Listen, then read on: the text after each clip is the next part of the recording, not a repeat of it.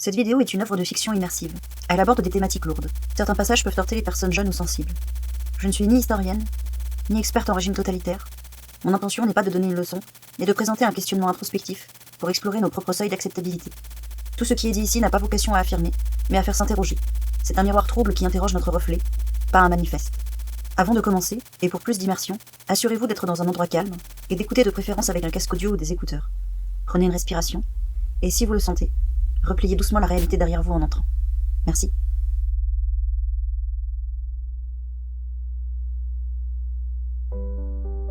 Je m'appelle Sylvie Liner. Lorsque l'on revient sur le régime Oracle, qui a fait 60 millions de morts au siècle dernier, je dirais que ce qui fut le plus marquant, et pour lequel nous sommes restés longtemps avec une réponse essentiellement superficielle, fut de savoir comment l'Europe avait pu basculer dans un totalitarisme d'une rare intensité, après avoir pourtant été mise au fait dès l'école secondaire des totalitarismes précédents. Et ce qui choqua le plus les générations qui suivirent, lorsqu'elles se penchèrent sur ce pan si douloureux de leur histoire, fut de constater que sur les nombreuses images d'archives existantes, qui leur étaient accessibles, rien ne leur permettait de comprendre pourquoi autant d'individus qui leur ressemblaient tant avaient pu se retrouver à croire en un système oppresseur si terrible et inhumain. En effet, il est toujours relativement simple après coup de se retrouver dans l'incompréhension, face à ce qui a été et qui semble avec le recul si irréaliste. Je crois que si l'on devait essayer de comprendre ce qu'il s'est passé, ce qui a fait que nous sommes encore arrivés dans ces extrémités, il faudrait que nos concitoyens comprennent bien que les totalitarismes sont plus complexes que ce que la plupart s'imaginent. Malgré le fait que j'en ai fait mon domaine de spécialité, que j'ai écrit plusieurs livres sur le domaine, j'ai mis des années avant d'arriver à comprendre profondément pourquoi ce qu'on observait dans ces systèmes répressifs pouvait s'installer et fonctionner. Vous voulez que je vous dise ? Je pense que le mieux serait, pour que cela soit bien compréhensible, de nous mettre dans une situation d'immersion contrôlée, depuis les moments charnières qui ont précédé, pour que nous puissions comprendre comment il est si tristement humain d'adhérer à une idéologie totalitaire, si elle est amenée correctement, et qu'on ne fait pas partie de la ou des minorités opprimées. Car il me semble qu'une idéologie répressive ne peut en général pas prendre le pouvoir s'il n'y a pas une réelle adhésion volontaire et sans contrainte d'une partie de la population à un point charnière que j'ai nommé le seuil d'acceptabilité compensatoire. Un terme un peu ronflant, j'en conviens.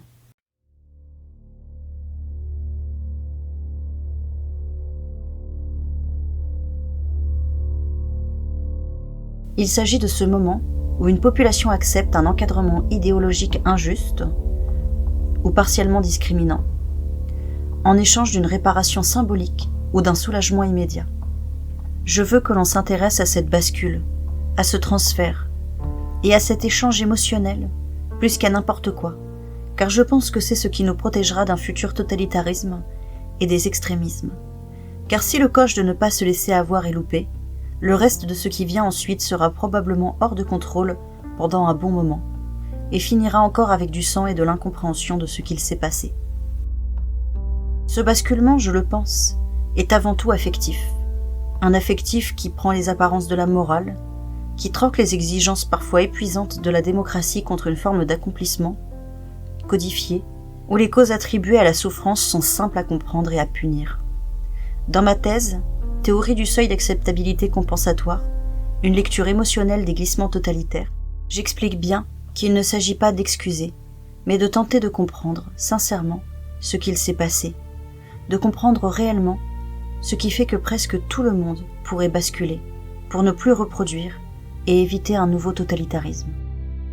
Aujourd'hui, je vous invite donc à une plongée progressive au sein de ce fameux seuil d'acceptabilité compensatoire. N'ayez pas peur, je serai toujours avec vous pour vous guider. Nous plongerons dans des abysses sombres, mais nous en ressortirons grandis. Restez avec moi, tout en ayant toujours un recul critique sur tout ce que vous entendrez, que cela vienne de moi ou d'Oracle. Restez méfiants. Si quelqu'un veut votre adhésion en appuyant sur vos émotions, c'est suspect. Si l'on veut un choix rapide de votre part, c'est suspect. Si l'on se base sur votre fatigue, c'est suspect. Si on vous sert une vision manichéenne, c'est suspect. À chaque partie, nous nous poserons ensemble pour réfléchir avant de continuer.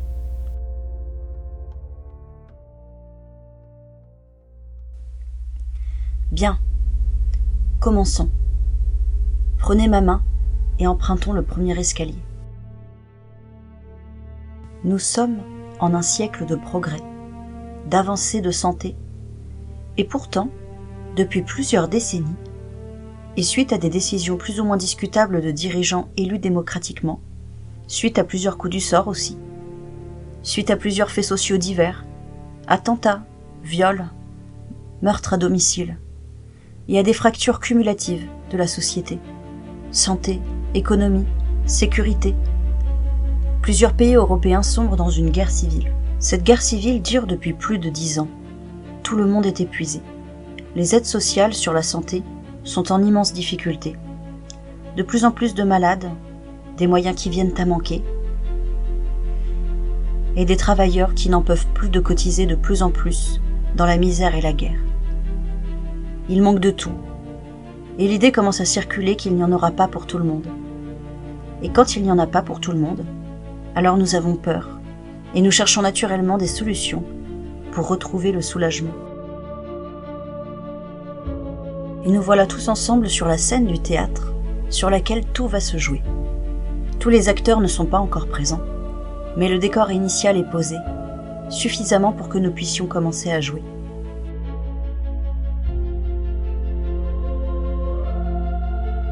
Un vacarme de fond régna, on ne sait combien de temps, tout autour de nous. La peur, le froid, la solitude.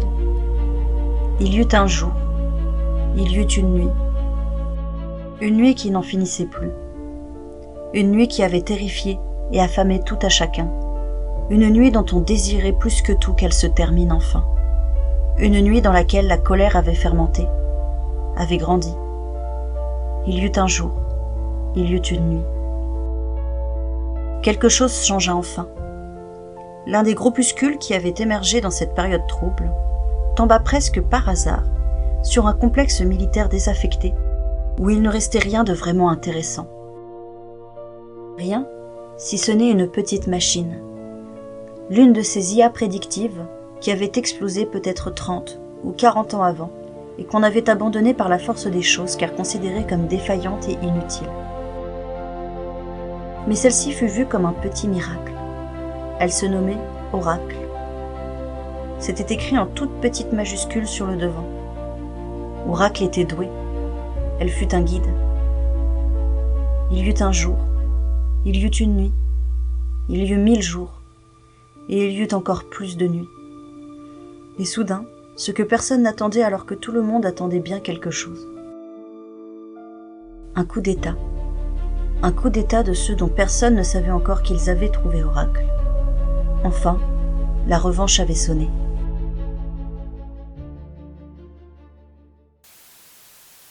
Le vacarme a duré 3 ans. 3 ans de cris, de sang, de maladies et de morts. 3 ans de colère, 3 ans de haine. Ce foutu gouvernement ne proposait rien. Ils avaient hérité de trônes qu'ils n'avaient pas construits, de puissances dont ils ignoraient les fondements. Ils n'étaient ni mieux, ni pire que tous les autres. Ils étaient désincarnés. Il y avait eu dans l'air, bien avant le vacarme, cette odeur de soufre et d'armes prêtes à sortir au moindre désagrément. Le goût de la poudre était sur les lèvres et les langues, et imprégnait déjà les discussions avant même que le premier tir ne se fasse entendre au milieu des villes. Ce qui avait été une nation n'était plus qu'un puzzle limé et écorné par des siècles de mauvais dirigeants, de disettes, de maladies, et dont les pièces ne parvenaient plus à s'imbriquer. À chaque fracture sociale, il avait fallu appuyer sur un carton peint, à 2 points fermés pour que les pièces acceptent de retrouver leur place. Le monde est ainsi fait. Et il ne proposait rien. L'harmonie n'est jamais durable sans la force. La vérité n'est jamais intuitive. Le monde est un chemin étroit bordé de flammes, la moindre déviation trop prononcée, et il risque de brûler. Un monde meilleur, un monde qui ne connaît plus le vacarme, ne signifie pas un monde plus facile. L'injustice sera parfois nécessaire pour le reconstruire, mais chacun pourra prendre en toute autonomie un peu de l'injustice sur lui, afin que le monde soit meilleur. Il y a le pur et il y a l'impur, il y a le chemin et le feu, il y a l'amour et le non-amour, il y a eux et il y a nous. L'amour acceptera tout, l'amour supportera tout, l'amour est éternel. Le monde a été plongé dans l'abîme par les excès et par la mollesse de ses dirigeants, par le vacarme. Nous le rendrons à nouveau saint par l'amour et la retenue, qui sont la même chose. Nous ne voulons pas la justice individuelle, nous voulons l'amour. La vraie justice est ce qui est juste, selon l'ordre naturel. Cette vraie justice qu'il vous est proposée est la même chose que l'amour. À mort ces dirigeants qui n'avaient pas de cœur, à mort ces dirigeants qui nous ont apporté la guerre et qui nous ont laissés nous entretuer parce que ça les arrangeait bien. Nous ne voulons plus des salopards qui veulent un puzzle, qui se fait et se défait au gré de leurs intérêts. Nous voulons une société qui reste en place, qui ne sera pas soumise aux intérêts personnels des petits dirigeants imbus de leur pouvoir.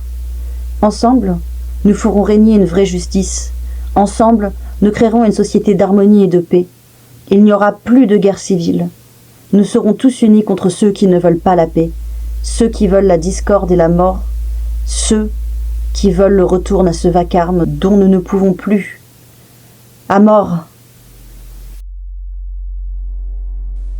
La Constitution fut suspendue. Le Parlement et le Sénat furent de nouveaux lieux, destinés désormais à pendre les politiques les moins connus, ceux restants. L'épidémie qui avait cours depuis plusieurs années désigna ensuite presque directement ceux qui négligeaient leur santé. Les fumeurs, les obèses, les alcooliques, ceux qui avaient refusé des soins, ceux qui avaient gardé des enfants malades dans leur ventre. Il semblait nécessaire de les empêcher de nuire. Nous définissons aujourd'hui le SAC comme le moment psycho-affectif où une société blessée accepte, de façon majoritaire, un encadrement injuste ou discriminant, à condition que celui-ci offre une compensation perceptible. Soulagement moral, sentiment de revanche, sentiment d'ordre ou de réassurance identitaire. Le SAC n'est pas une adhésion idéologique consciente, mais une transaction implicite entre un peuple traumatisé et une structure de pouvoir rassurante. Le seuil d'acceptabilité compensatoire s'enracine toujours dans une accumulation de ruptures, sanitaires, économiques, sociales, émotionnelles. Le chaos n'est pas immédiat, il s'installe goutte après goutte, comme une fatigue qui gagne le corps entier. Pour se protéger de ce qu'est une dictature, il faut comprendre en premier lieu ce qu'elle soigne, car il n'y a pas de dictature sans peuple malade. La dictature est un semblant de médicament, dangereux, inapproprié, qui ne masque que des symptômes précis et seulement pendant un temps, et dont les effets secondaires sont si terribles et tellement importants qu'ils deviennent les effets premiers. Mais tout d'abord, la dictature ressemble à un remède.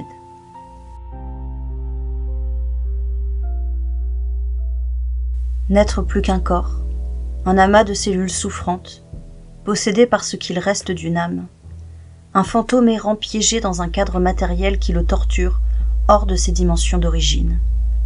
Nous regardons rapidement les immeubles gris, les rues austères, les trottoirs trop propres, les parterres trop bien entretenus. Tout est soit trop, soit pas assez, mais rien qui soit normal, quoi que ça veuille dire. Il y eut un jour, il y eut 2 jours, il y eut un mois, il y eut une année. Certains se dirent que ceux qui perpétuaient le vacarme étaient toujours de trop. Leur présence était insupportable. On leur demanda tout d'abord de se taire, de ne plus faire l'affront de parler dans l'espace public, d'imposer aux autres citoyens leurs opinions crasses et leurs désaccords semeurs de troubles et de discorde. On désirait l'unité. L'unité et la paix, le silence intérieur. Puis leurs regards même devinrent insupportables, toujours chargés d'un ton de savez quoi, qui vous revenait malgré vous en mémoire bien après les avoir croisés. Il y avait eu, une décennie environ avant que l'harmonie ne soit revenue, juste avant le vacarme, une éclosion abondante de robots ménagers, équipés de toutes sortes d'outils, et qui avaient servi loyalement et pendant très longtemps des hommes et des femmes. Bien sûr, avec l'arrivée du régime révolutionnaire, ils avaient été interdits, car promouvant l'oisiveté et l'inconséquence. Mais pas détruits pour autant. Il aurait été fou de se débarrasser d'une telle optimisation. L'avoir sous la main en attendant de savoir comment la détourner était bien plus cohérent. Très vite, Marceni, ingénieur raté qui n'avait jamais rien inventé ni participé à mettre en place, et qui avait attribué tous ses échecs à l'ancienne société et au vacarme, remarqua que ces robots, inutilisés et qui prenaient de la place, qu'ils avaient hésité plus d'une fois à mettre à la casse et qu'il avait défendu bec et ongles, ayant bien vu avant les autres qu'ils serviraient à un moment ou à un autre, n'avaient ni bouche, ni regard, et il fut le premier à proposer ce qu'aucun autre n'avait osé proposer. Ces robots ménagers seraient les outils parfaits qui permettraient de préserver l'ordre social. Les fauteurs de troubles pourraient être enfermés chez eux, dans un lieu de leur domicile que l'on nommerait les sanctuaires familiaux, afin de mettre l'accent sur le fait qu'il s'agissait aussi bien de les purifier par l'isolement que de les protéger comme on protège des reliques sacrées. Mais il ne fallait pas les proposer trop vite, trop facilement. Il fallait d'abord enfermer les fauteurs de troubles chez eux, pour les punir et que la société soit satisfaite de leur punition. Les mettre chez eux serait vu comme un moyen de désengorger les prisons et de montrer qu'on ne leur voulait pas de mal, presque de la bienveillance. Ensuite, quand ils seraient résignés ou révoltés, on proposerait les robots. La population aurait l'impression d'être charitable, et eux, d'une liberté qui, si petite soit-elle, rendrait plus acceptable leur sort, calmerait la plupart des rébellions et redonnerait de l'espoir aux plus malheureux. Et alors, le déni ferait le reste.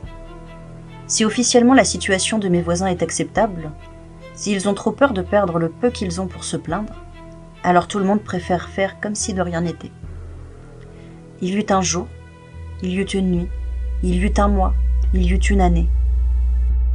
Ils étaient pourtant partis de l'espace public depuis maintenant plusieurs mois, mais il semblait qu'une présence dérangeante et qui était sur le point de faire s'effondrer l'harmonie sociale était toujours là, sous les apparats de citoyens acceptables.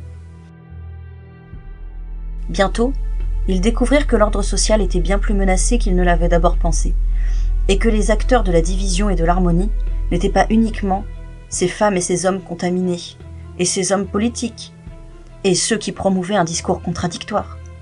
Ils étaient aussi ces hommes et ces femmes qui mettaient en péril la natalité par leurs attirances minoritaires. Ils étaient ces gens bien sous tout rapport, et qui pourtant portaient en eux la trace du péché, de faire reposer sur les épaules des autres le poids de leur maladie, de leur grand âge, d'autant plus quand ils étaient considérés comme l'ayant choisi. Les mariages de personnes de même sexe furent annulés, et il leur fut attribué des époux et des épouses, de manière à ce que leurs nouvelles unions puissent enfanter. Un refus pouvait vous envoyer directement en psychiatrie, puis en parcours de réintégration. Les personnes ayant changé de sexe et ne pouvant plus se reproduire, les personnes stérilisées, volontairement, autant d'ennemis qu'on ignorait, et qui pourtant vivaient librement aux yeux de tous malgré leurs crimes. Enfin un retour à la réalité, aux origines, à l'homme viril aimant les femmes, aux femmes fécondes et maternelles. Enfin, un retour au mérite, où les forts n'ont plus l'obligation d'avoir à charge les faibles, où les vigilants n'ont plus à payer pour les inconséquents.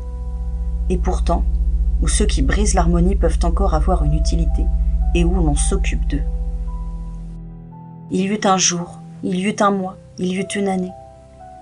Rien de nouveau sous le soleil, rien que l'horreur n'eusse déjà inventé. Je suis toujours là, écoutez ma voix, n'ayez pas peur. Ce n'est pas la réalité, ce n'est plus la réalité. Je sais que ça le sera encore, un jour, demain, dans un an, dans 100 ans, dans 1000 ans. Ça le sera encore, et personne ne le verra venir aussi peu. Un jour, l'humanité tombera à nouveau. Elle prendra l'anodin et en fera l'outil de l'aurore pure, car l'aurore pure n'a besoin de rien d'autre que de la banalité.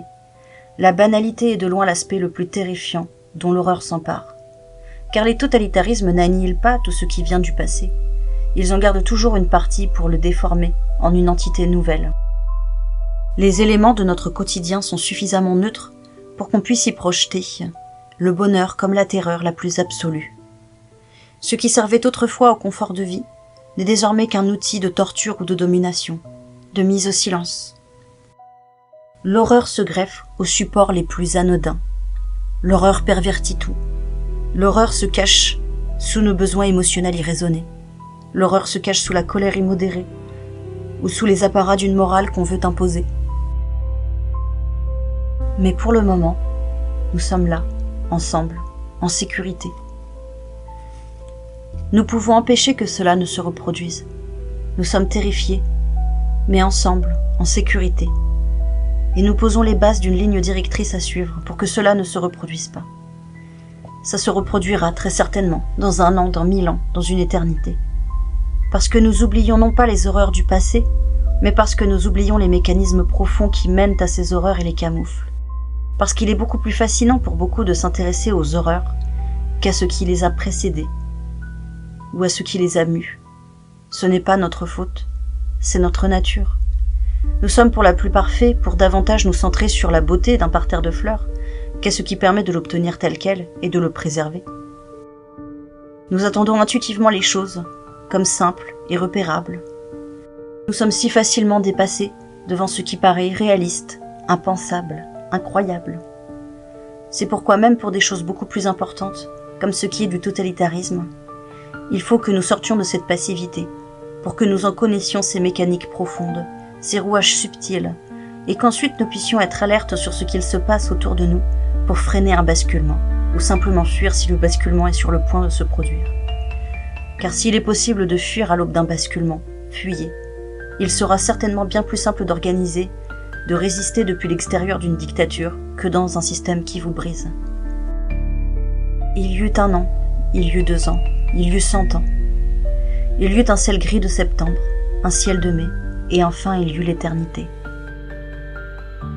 L'éternité sans espoir. Un ciel vide, même au beau jour, comme la paroi animée d'une grotte où nous aurions plongé, et sur laquelle serait simulé ce que nous avons connu du réel. Les pensées qui s'arrêtent contre cette paroi qui est partout, même en nous lorsque nous rêvons. Cette paroi contre laquelle nos rêves et nos prières s'écorchent. Après l'instauration du totalitarisme, il y a ceux qui ont peur et qui ne peuvent rien faire. Il y a ceux qui profitent du système, simplement parce qu'ils prennent ce qu'on leur donne comme le quotidien, acquis, normal. Il y a ceux qui profitent de manière sadique ou orgueilleuse du système, qui profitent, jouissent du pouvoir, ou simplement trouvent une place qu'ils n'auraient pas eue dans des circonstances normales. Quoi qu'il en soit, la plupart participent à entretenir sans même le vouloir un système. Ils ont le don dans les totalitarismes de nous faire douter que leur folie durera toujours. Parce que dans les faits, même si on n'a pas de contre-exemple, ils arrivent à nous faire nous demander si ce coup-ci, ils n'ont pas réussi à annihiler toute chance de sortir de leur système. Il y eut un jour, et encore des milliers de jours, des corps se balancent au poteau électrique. Avant, au mois de novembre, on voyait des décorations de Noël. Désormais, il n'y a plus que les mêmes ornements toute l'année, des ornements longs et de forme humanoïde. Il y eut un jour, il y eut une nuit, il y eut un cheminement éternel d'insatisfaction. Où était-il ce qu'on ne daignait plus voir, ce que l'ignominie semblait avoir empreint de cette aura d'infamie insupportable, ceux qui dérangeaient encore par leur non-présence, après avoir dérangé par leur présence, par le simple fait qu'on avait malgré tout l'impression diffuse assez répandue d'être soit trop monstrueux sans pouvoir l'admettre, soit trop passif et tolérant, trop bon et abusé par un ennemi informulé, dans une définition floue, et qui profitait de vous, quoi qu'il fasse. Il était vrai qu'il y avait eu beaucoup de pertes, beaucoup trop de pertes. Il fallait que ceux qui étaient encore, même les criminels, participent à l'effort de guerre. Ceux qui pouvaient produire, produiraient.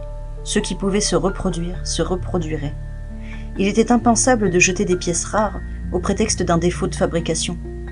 Il était impensable que ceux qui avaient abusé du système en soient encore les bénéficiaires, logés en prison, en exil sans rien payer après tout, ce qu'ils avaient pris, ou même exécutés alors qu'ils avaient encore une dette morale. Ça aurait été trop injuste. Et puis il était de toute façon un fait que les choses étaient désormais ainsi. Alors pourquoi tout remettre en question, au risque de devenir soi-même un ennemi du système ?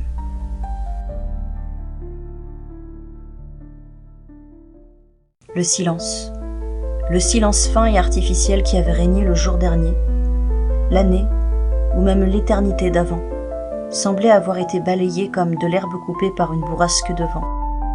Ce n'était plus l'illusion ni le mensonge qui liait les lèvres, mais la vérité qui émergeait enfin du long hiver qui l'avait engourdi. Il était enfin là dans toute sa vérité, dans toute sa lucidité, dans toute sa liberté. Une jeune femme, que Mike sembla reconnaître, se leva pour revenir à la barre. Elle était sobrement vêtue, et il imagina assez fort bien que ce devait être la tenue qu'elle avait portée durant tellement de temps, là où elle était enfermée. Pourtant, elle ne paraissait pas haineuse, ni enragée, comme il avait pu lui-même l'être quand les mercenaires d'Oracle avaient pris le pouvoir et qu'ils avaient pris une revanche qu'il estimait bien méritée sur tous ces dirigeants qu'ils avaient exploités. Pourquoi cette femme était-elle ici, dans ce tribunal ? Il se dit qu'elle devait certainement cacher sa perfidie, et que le monde était à nouveau perdu. Un monde où les faibles et les pécheurs allaient le condamner pour avoir osé les contredire, avoir osé reprendre un pouvoir qu'il estimait légitime. La femme commença son exposé, et Mike fut surpris de découvrir qu'il ne contenait rien qui fût inexact. De la revanche qu'ils avaient pris, de l'harmonie qu'ils avaient mis en place, et que pourtant il ne se reconnaissait pas dans ce qu'elle décrivait. Elle décrivit sa captivité, sa mise en esclavage, la torture, les abus sexuels qu'il avait détruites, la séparation forcée d'avec sa femme, qu'elle n'avait jamais retrouvée, les meurtres, les assassinats de certains membres de sa famille, parfois des enfants, l'indifférence cruelle de certains, la mise au silence, les robots qui avaient effacé son existence et celle de tant d'autres dans la sphère publique, tout en les gardant productifs et esclaves, comme on l'avait privé par là de paroles sociales et de regards. Comment on l'avait finalement réduite à rien. Tellement dans cette salle était là pour elle, et pour les autres semblables à elle qui allaient témoigner. Il n'avait jamais pensé que cette heure viendrait, cette heure où il voudrait cacher son propre regard de celui des autres et ne le pourrait que partiellement. Cette heure où l'illusion prendrait fin et où des centaines d'yeux horrifiés et condamnateurs seraient rivés sur lui pour lui souffler quelque chose qu'il n'avait jamais voulu voir. Il avait profité du système. Il avait été passif, et plus que cela, content de tout ce qu'il s'était passé. Il avait eu cette impression de revanche sur ces autres qu'il avait tant haïs. Lorsque la femme se tut, il se sentit étrange. Il lui sembla qu'il était en colère, mais il ne parvenait plus à voir ces coupables idéaux qui étaient avec lui, tels que l'on lui avait présentés dans le passé. Pourtant, il l'avait senti. Il avait senti cette ferveur populaire lors du renversement. Cette unité, ce sentiment de soulagement et de satisfaction. Cette organisation qui était si juste. Il ne pouvait renier Oracle sur la base de quelques témoignages minoritaires. Mais d'ailleurs, comment ces témoignages minoritaires pouvaient-ils avoir tant de poids ? Où était cette majorité qui avait donné le pouvoir à Oracle ? S'était-il finalement senti en inadéquation avec ce système ? Avait-il déchanté ?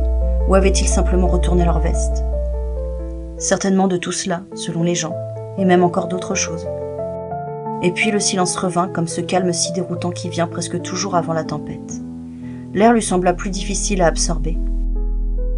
Le silence et puis tombèrent les mots de la condamnation. Crime contre l'humanité, crime de guerre, eugénisme, torture et actes de barbarie, viol organisé, homicide, emprisonnement, esclavage. Une femme, plus vieille que la précédente, se leva et les larmes aux yeux demanda des excuses pour le viol et le meurtre de sa fille, ainsi que pour toutes les autres victimes. À cela, Mike ne sut que répondre. Il ne pouvait accepter en lui-même qu'il était responsable de ce dont on l'accusait. Il ne prononça qu'une seule phrase. C'était la révolution. C'était un rêve dans une période trouble, et nous avons fait ce qui était nécessaire pour le maintien de ce rêve. Désormais, cela est passé. Statistiquement, aucun pouvoir autoritaire n'a jamais duré, jamais. Mais ils arrivent à nous faire croire que l'humanité finira avec eux. Ils nous arrachent beaucoup de ce qu'on a. Ils nous empêchent d'en faire le deuil, et ils nous font croire qu'on ne construira plus jamais rien. Ils font bien plus qu'enfermer, soumettre, détruire. Ils créent des déserts en nous, et ils détruisent tout ce qu'on essaie d'y mettre de beau, pour nous laisser assoiffés, perdus et désespérés. C'est pour ça que dans les totalitarismes, il faut tout cultiver en secret, car tout ce qui n'est pas secret peut vous être amputé. Il y a rarement d'actes de rébellion à effet immédiat dans les dictatures. Ils sont tout de suite réprimés, et c'est seulement ensuite qu'ils portent leurs fruits. C'est pour ça que la rébellion au sein d'une dictature est en général un acte soit courageux, soit inconscient. Mike fut condamné à la prison à perpétuité. Il mourut 6 ans plus tard, à l'âge de 89 ans. Silence. Il y eut un jour, il y eut un mois, il y eut une année. Il y eut l'éternité entre nous et Oracle. Il y eut une éternité entre les actes et la mémoire. Il y eut une éternité entre nous et eux, et nous avons oublié. Nous croyons nous souvenir, mais nous avons oublié. C'est pourquoi tout cela recommencera. Il y aura à nouveau un jour sans contour, un mois, une année, une éternité de souffrance. Oui, une éternité, et alors ma voix aura peut-être compté pour si peu. Je me souviens du silence, un silence de quelques kilos, et dans lequel on a cloisonné des hommes et des femmes. Une violence si terriblement humaine, une banalité.